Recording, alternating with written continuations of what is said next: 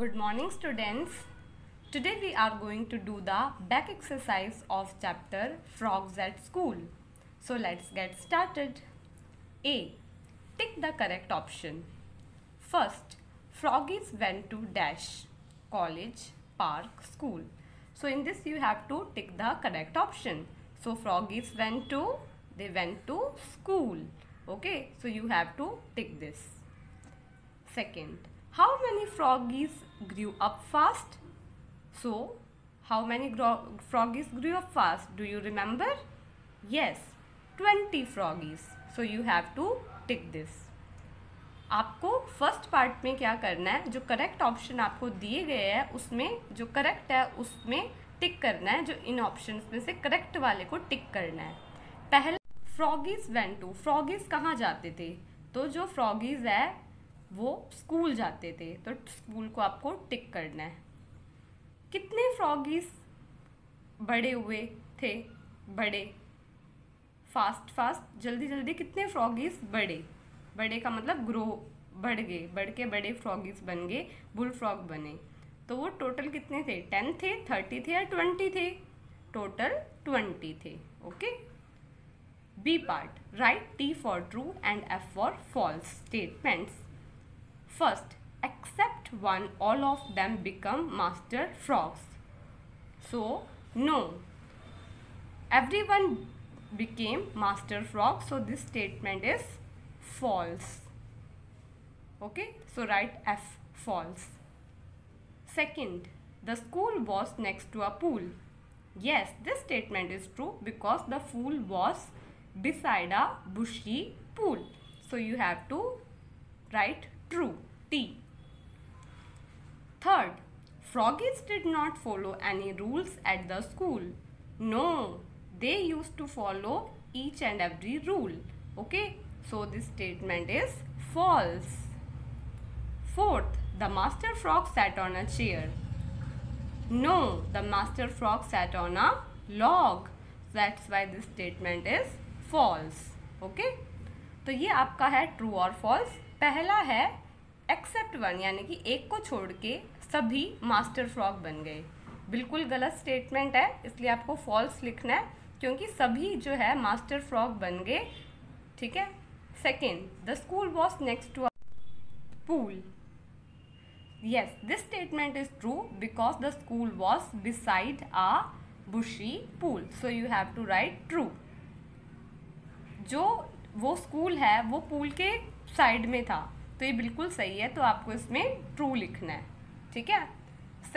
Third है कि फ्रॉगीज जो है कोई भी रूल नहीं मानते थे जो स्कूल के, तो ये बिल्कुल गलत है क्योंकि वो सभी रूल मानते थे जो भी स्कूल में है. Fourth, the master frog sat on a chair.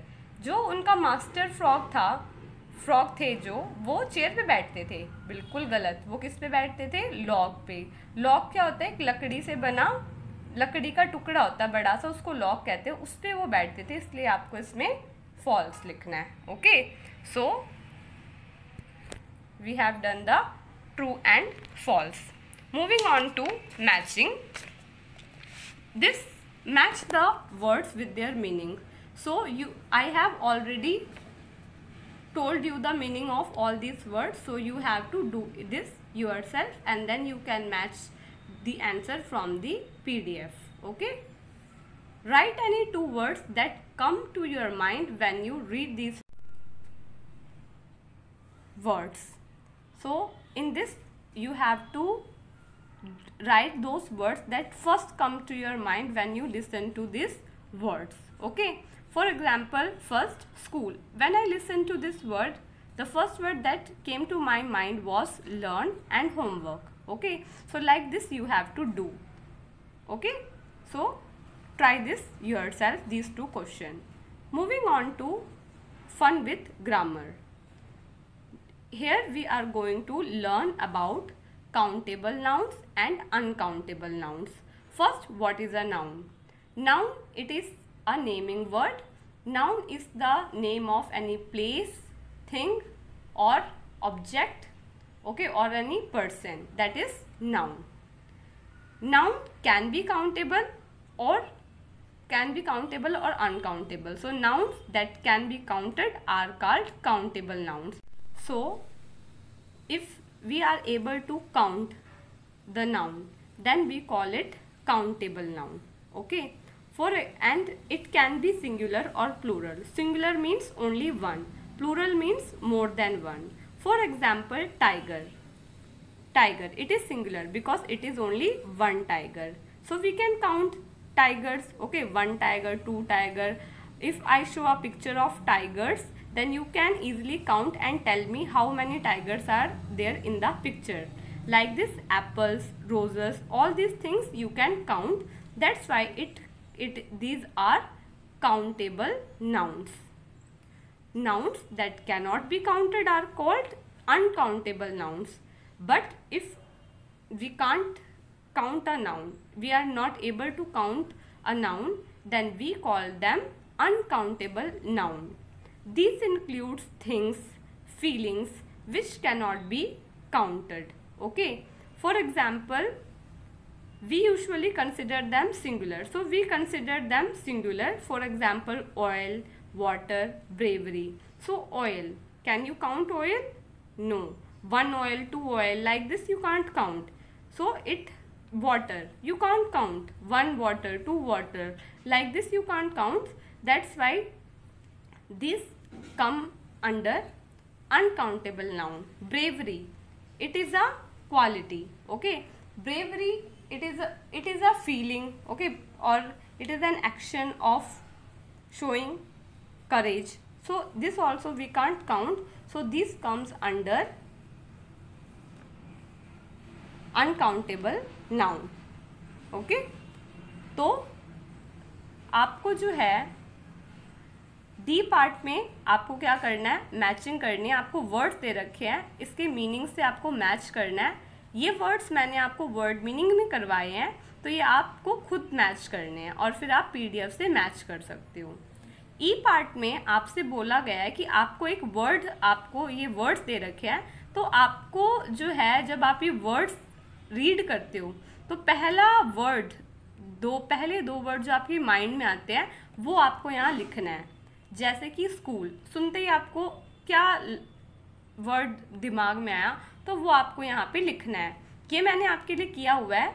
जैसे कि स्कूल सुनते ही मेरे दिमाग में आया लर्न, होमवर्क, क्योंकि स्कूल में क्या होता है, लर्निंग वर्क मिलता है, लर्न करवाते हैं मैम, है ना. तो लर्न, होमवर्क भी मिलता है स्कूल से, तो वो होमवर्क. ऐसे आप खुद कीजिए, ट्राई कीजिए करना, या फिर आप ये वाला पीडीएफ से आप देख के भी लिख सकते हो. उसके बाद हम कर रहे हैं फन विथ ग्रामर. इसमें हम आज काउंटेबल नाउन्स और अनकाउंटेबल नाउन्स के बारे में पढ़ेंगे. नाउन्स क्या होता है, पहले ये नाउन्स का मतलब होता है संज्ञा. किसी व्यक्ति, वस्तु, स्थान या भाव के नाम को संज्ञा कहते हैं. ठीक है, name of any place, thing, object, person, feeling, that we call noun. So noun is basically a naming word. Noun का मतलब होता है संज्ञा. ठीक है, तो अगर हम जो काउंटेबल नाउन वो होते हैं जिसको हम काउंट कर सकते हैं. ये सिंगुलर का मतलब एक वचन, जो एक होता है. प्लूरल, बहुवचन, यानी कि जो एक से ज़्यादा होते हैं उसको प्लूरल कहते हैं. तो अगर आप काउंट कर सकते हो किसी नाउन को तो आपको उसको काउंटेबल नाउन्स में वो आता है. जैसे टाइगर आप गिन सकते हो ना, कि अगर मैं आपको एक पिक्चर शो कर दूं, उसमें बहुत सारे टाइगर्स हो, तो आप उसको काउंट करके मुझे बता सकते हो कि इसमें 10 टाइगर है, 20 टाइगर है, या कितने भी टाइगर है. एप्पल्स, अगर आपके फ्रिज में एप्पल है या आप एप्पल लेके आए मार्केट से, तो आप गिन सकते हो ना कि उस जो पॉली बैग है उसमें कितने एप्पल्स है. रोसेस, आप रोज भी गिन सकते हो. तो जो भी आप चीज़ गिन सकते हो नाउन, उसको काउंटेबल नाउन के अंदर वो आता है. ये सिंगुलर या प्लूरल दोनों हो सकते हैं. अनकाउंटेबल नाउन वो होते हैं जिसको आप काउंट नहीं कर सकते. इसमें चीज़ें भी आ सकती है और फीलिंग्स, जो भावनाएं होती है हमारी, जैसे लव, हेट, ये भावनाएं, ये सब को हम काउंट नहीं कर सकते, तो हम इसको अनकाउंटेबल नाउन्स में लेते हैं. ये हमेशा हम इसको एक वचन में कंसिडर करते हैं. ठीक है, तो इसमें जैसे तेल है, आप तेल नहीं गिन सकते कि 1 तेल, 2 तेल, 3 तेल, ऐसे नहीं गिन सकते। पानी को आप गिन नहीं सकते। ब्रेवरी, ठीक है, ब्रेवरी का मतलब साहस, तो 1 साहस, 2 साहस, ऐसे आप गिन नहीं सकते। तो जिन चीज़ों को आप गिन नहीं सकते वो किस में आता है? अनकाउंटेबल नाउन्स में।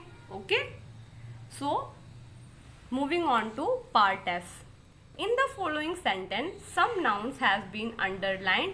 Write C for countable and U for uncountable nouns. So first one is, the girls are very intelligent. Girls. So can you count girls? How many girls are there in your class? Can you count? Yes, that's why it is a countable noun. Second, may I have my coffee without sugar, please? Sugar. Can you count sugar?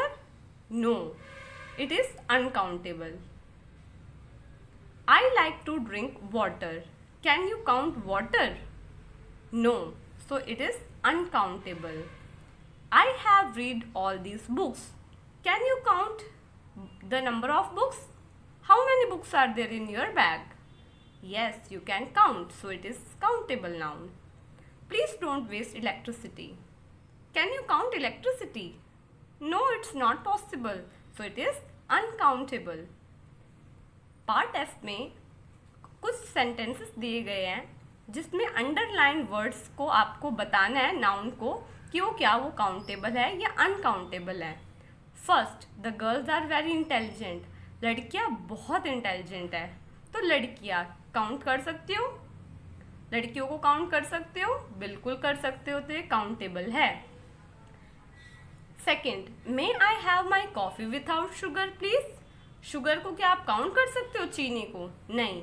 देखो बेटा, sugar के दाने होते हैं छोटे छोटे ना, तो उसको काउंट तो वैसे तो हम कर सकते हैं, पर ऐसे नहीं यूज करते ना, हम उसको पूरे डिब्बे में यूज करते हैं, तो उसको हम काउंटेबल में नहीं लेंगे, उसको हम अनकाउंटेबल में लेंगे। ठीक है। I like to drink water. मुझे पानी पीना पसंद है। पानी को गिन सकते हो? 1 पानी है, 2 पानी है, गिन सकते हो? बिल्कुल भी नहीं, तो अनकाउंटेबल में डालना है आपको। I have read all these books. मैंने सभी किताबें पढ़ ली, ये सभी किताबें पढ़ ली। किताबों को गिना जा सकता है। आपके बैग में कितनी बुक्स है, गिन सके बता सकते हो आप मुझे? बिल्कुल बता सकते हो, तो ये काउंटेबल है। Please don't waste electricity. बिजली वेस्ट मत करो, प्लीज बिजली वेस्ट मत करो। तो ये बिजली आप गिन सकते हो कि मेरे घर में 1 बिजली आ रही है, 2 बिजली आ रही है? नहीं, तो उसको आपको अनकाउंटेबल में डालना है। Okay, so with this we have done up to this. In our next class we will do the writing section. I hope you understood today's class. Fill this in your book in a very neat and clean handwriting. Thank you so much. Have a nice day. Bye.